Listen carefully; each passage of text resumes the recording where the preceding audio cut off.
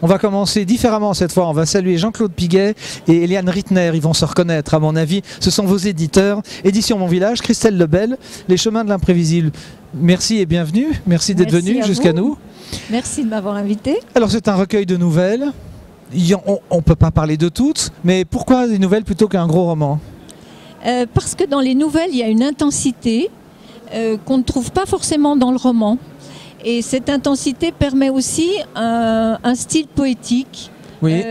Un concentré, quelque chose que je trouvais intéressant. Et ça permet aussi de traiter beaucoup de sujets. Votre drame, c'est que vous avez fait des études de lettres à Paris, donc vous écrivez bien, normalement. Merci. On va parler de 2 ou 3 de vos nouvelles. On va parler de la première qui est la plus lumineuse et où on se dit, bon, bah, si tout est comme ça, je vais faire le pitch en 30 secondes. C'est l'histoire d'une enfant maltraitée qui vient se faire exploiter. On connaît l'histoire dans une famille, vous lirez la nouvelle. Mais en fait, elle est promise à un grand destin. Pourquoi cette Lala Makina, le journal de Lala Makina, qui est assez émouvant, mais très lumineux finalement? C'est très lumineux parce que le problème des enfants exploités, ça existe. Oui. Puisqu'au fond, j'ai utilisé cette fiction, mais au départ, c'était une information que j'avais lue, que des enfants dans des missions diplomatiques étaient exploités.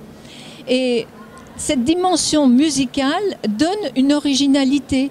Parce qu'en fait, j'ai utilisé la fiction à partir de faits réels pour créer cette petite fille, mais je lui donne cette dimension musicale qui fait qu'elle est sûre de son destin et qu'elle va réussir dans ce domaine-là. Et justement, il y a une maturité qui se fait du fait de ces épreuves.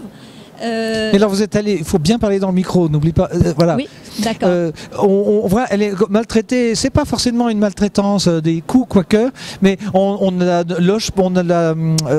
nourri à peine. On va pas la vêtir. L'hiver, elle est toujours avec des trucs d'été. Mais ces choses-là existent, on le sait. Oui, oui.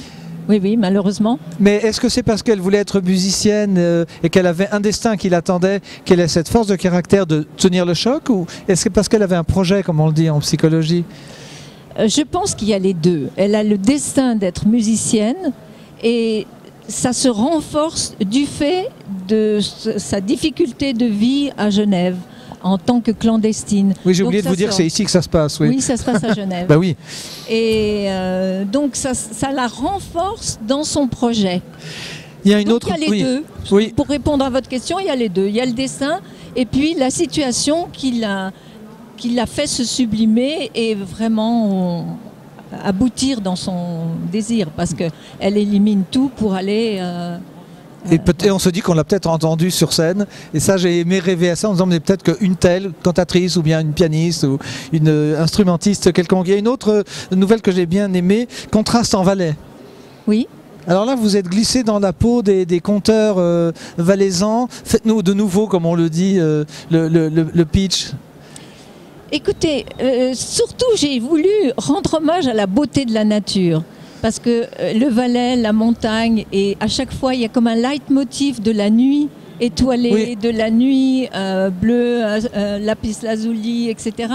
C'est un hymne à la montagne et à la beauté de la nature. Alors moi, ça m'a fait penser un peu à des toiles de Ferdinand Hodler, curieusement. Ah oui? Et oui, et j'ai trouvé qu'il y avait des choses un peu, des expressions un peu pompiers, comme on dit, quand vous dites les couleurs, un peu comme les couleurs de Hodler ou de ces peintres. Est-ce que c'est parce que vous êtes imprégné de l'âme suisse qui, quand elle représente quelque chose, est très représentative, très figuratif? Peut-être, oui. Peut-être, en tout cas, chaque nouvelle impose un style, des phrases plus longues ou plus courtes, ou des images plus agressives. Donc voilà, c'est la première fois qu'on me dit ça, mais c'est bien parce que les tableaux d'Hodler et en plus l'art, j'adore. Oui, donc, et puis Ramu un peu parce qu'on pense à la rudesse des pentes et des paysages.